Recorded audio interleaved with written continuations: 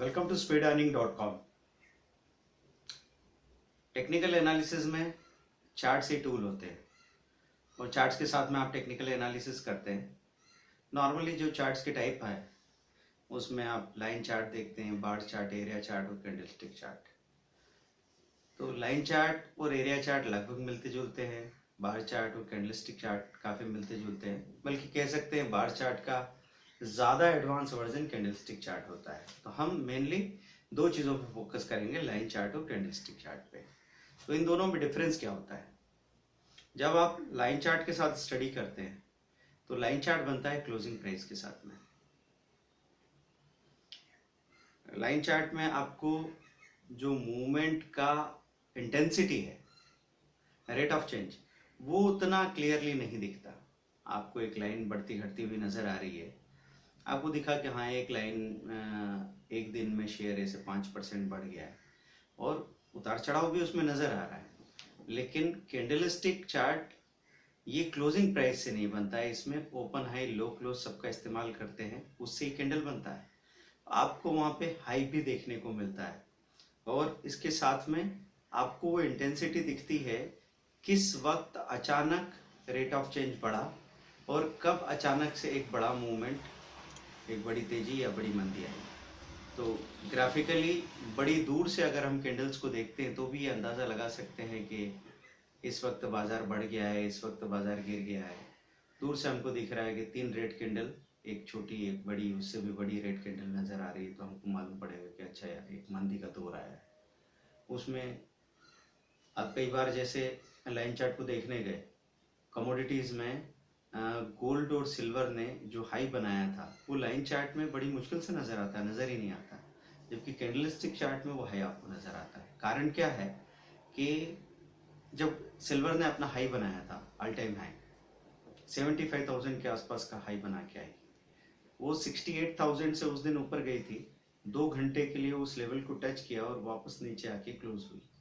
तो closing price हमको 70,000 की दिखती है, 75,000 का हमको दूर दूर तक कहीं पता नहीं लगता। और ये बहुत बड़ा अधूरापन है। ऐसे ही हम गोल्ड की बात करें, गोल्ड ने एक 35,000 का हाई बनाया था, ऑल टाइम हाई, लेकिन आपको 32,900 या 32,000 के आसपास का क्लोजिंग नजर आता है। 35,000 का हाई आपको कैंडलस्टिक में ही देखने को मिलता है। तो कैंडलस्टिक चार्ट और लाइन चार्ट का आप इस्तेमाल करें।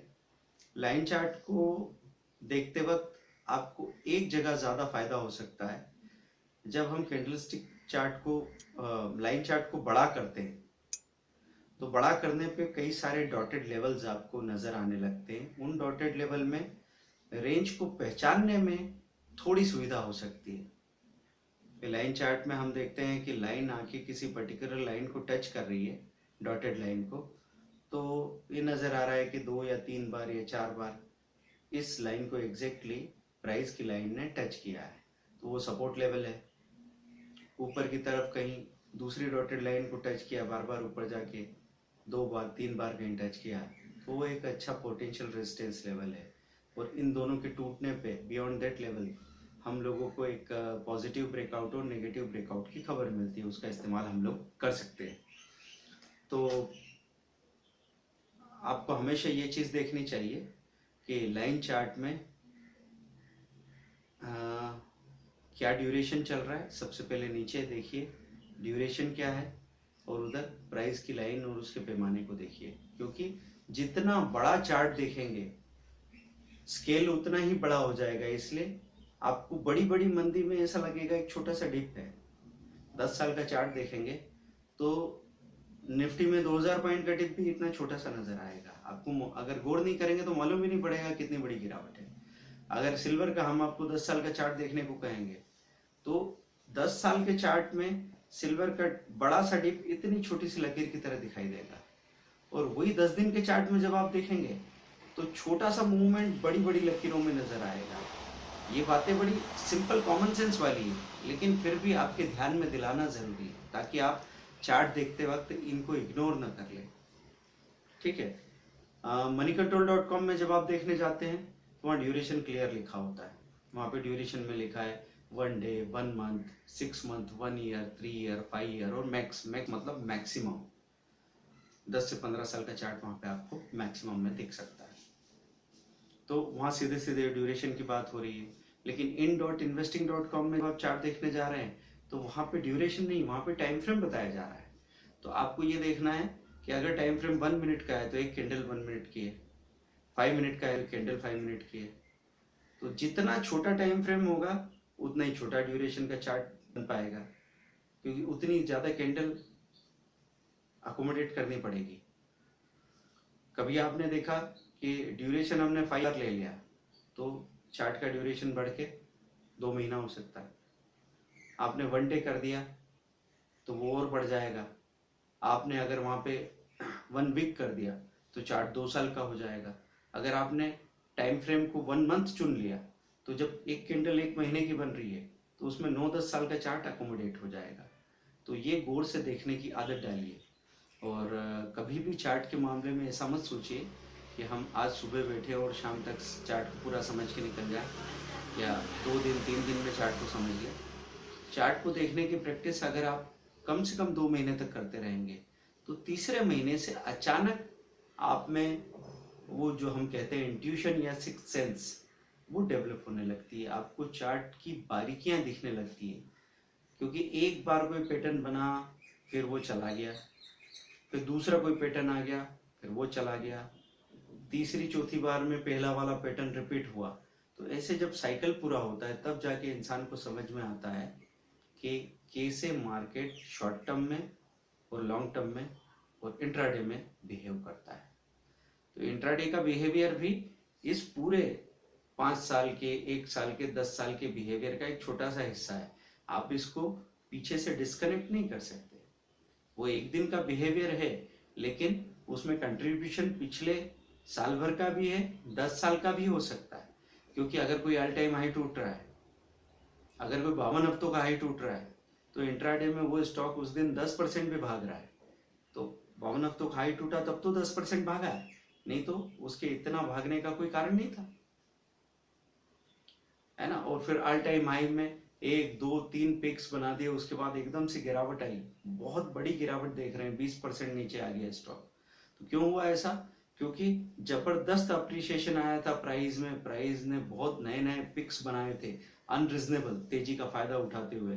तो उसमें जब प्रॉफिट बुकिंग आई सीधा 15-20% का करेक्शन आया है। वो इंट्राडे में या 2 दिन में भी देखने को मिल सकता है। वो बना किससे है? पीछे के बड़े मूवमेंट से। तो इनको चार्ट्स में देखने की शुरुआत कीजिए। अर्नोमीटर.com में जब आप जाते हैं तो वहां पे आपको इंट्राडे, मीडियम टर्म और शॉर्ट टर्म, लॉन्ग टर्म का पूरा ट्रेंड पढ़ने को मिलता है लैंग्वेज में। तो उसमें लैंग्वेज में resistance R1, R2, R3, S1, S2, S3 के बारे में डिस्कशन है। तो वहां आपको 21 दिन और 6 महीने के चार्ट्स मिल रहे हैं। ये इंट्राडे और शॉर्ट टर्म के लिए बहुत ज़्यादा उपयोगी हो सकते हैं। पर मैं हमेशा आपसे कहूँगा कि अर्नोमीटर.com जैसी वेबसाइट हो या किसी और वेबसाइट में कोई टेक्निकल डिस्कशन हो रहा है तो उससे घबराने की ज़रूरत नहीं है। एक बार उसको पढ़ लीजिए। आपको समझ में पूरा नहीं आया चलेगा, बिल्कुल भी नहीं आया ऐसा अगर आपको लगता है तो भी चलेगा, क्योंकि हमको पता है कि हर बार पढ़ने के बाद 10-10% समझ तो आपकी बढ़ रही है। आप धीरे धीरे बढ़ रहे हैं लेकिन आगे तो आप बढ़ रहे हैं। ऐसे ही टीवी चैनल चल रहा है, CNBC TV 18 या CNBC आवाज, जी बिजनेस, NDTV प्रॉफिट, चारों चैनल्स पे जब भी आपको कोई टेक्निकल डिस्कशन हो रहा है किसी स्टॉक के बारे में तो ये मत सोचेगा कि ये स्टॉक के टेक्निकल से मुझे क्या लेना देना है। अभी आपके पास वो स्टॉक नहीं है, लेकिन उस स्टॉक के बिहेवियर से मिलता जुलता बिहेवियर अमूमन दूसरे स्टॉक का भी है जो आपके पास है। तो हम लोगों को वो टर्मिनोलॉजी से फेमिलियर होना है कि वो क्या बातें करते हैं। वो कहेंगे कि रेजिस्टेंस टूटेगा तो फिर इसमें एकदम उछाल आ सकता है, तो आपको बार बार सुनने पे आदत पड़ती कि अच्छा रेजिस्टेंस टूटने पे खरीदना चाहिए क्योंकि उछाल आता है। वो कहेंगे ये सपोर्ट तोड़ा तो अगले सपोर्ट तक जा सकता है, इसका मतलब सपोर्ट तोड़ने पे सेलिंग आती है। ये सब चीज़ों की समझ बढ़ना ज़रूरी है। अगर कोई बोलेगा यहाँ पे कंसोलिडेशन चल रहा है या यहाँ पे अक्यूमुलेशन का एक फेस काम कर रहा है तो चीज़ें वहीं के वहीं इकट्ठी कर रहे हैं लोग, डिस्ट्रीब्यूशन का फेस काम कर रहा है मतलब यहाँ पे लोग धीरे धीरे बेच रहे हैं, एकदम से ब्रेकडाउन हो सकता है। ये सब बातों की आदत पड़ेगी आपको। फिर वो बोल रहे हैं ओवरबॉट लेवल पे खड़ा है, ये ओवरसोल्ड लेवल पे खड़ा है, ओवरबॉट पे आप सचेत रहिए, आप यहाँ खरीद के मत रखिएगा एकदम से प्रॉफिट बुकिंग आ सकती है, नीचे गिरावट आ सकती है, या ओवरसोल्ड लेवल पे खड़ा है तो एकदम शॉर्ट कवरिंग आ सकती है। तो ये प्रॉफिट बुकिंग, शॉर्ट कवरिंग, ये टेक्निकल टर्म्स है, इनको भी समझना जरूरी है। ये सारी चीजों की जब धीरे धीरे आपको आदत पड़ती है, जैसे तेजी की जो रैली आती है, एक के बाद एक के बाद एक तेजी आती है, उसको रैली कहा जाता है। और जब गिरावट आती है तो उसको करेक्शन कहा जाता है ना, डाउनफॉल कहा जाता है। तो ये वर्ड्स की भी धीरे धीरे आपको आदत पड़ता है। कुछ बातें आपको अपने आप समझ में आएगी, नहीं समझ में आएगी, कॉपी में एक एक टर्मिनोलॉजी को नोट करते जाइए, क्योंकि जब आप हमसे टेलीफोनिक क्लासेस लेते हैं 1-on-1, तो हम तो मार्केट की हर एक बात पे डिस्कशन करने वाले हैं। तो ये हमारा कोर्स अपने आप में दुनिया में अनोखा ऐसा कोर्स है जिसका हर हफ्ते कोर्स अपडेट होके एडवांस बनता चला जाता है। तो जब आप कोर्स को ज्वाइन करते हैं तो जितना कंटेंट हम आपको कमिट करते हैं, जब आप कोर्स कंप्लीट करके बाहर होते हैं तब तक आपको उससे 40% 30% कोर्स कंटेंट ज़्यादा मिल गया होता है ना। तो सीखते रहिए, सीखने की कोई सीमा नहीं है, और सीखने में जो आनंद है वो अपने आप में काफ़ी है, उसके बाद पैसा मिलेगा ये तो सेकेंडरी बेनिफिट है। Thank you very much, bye.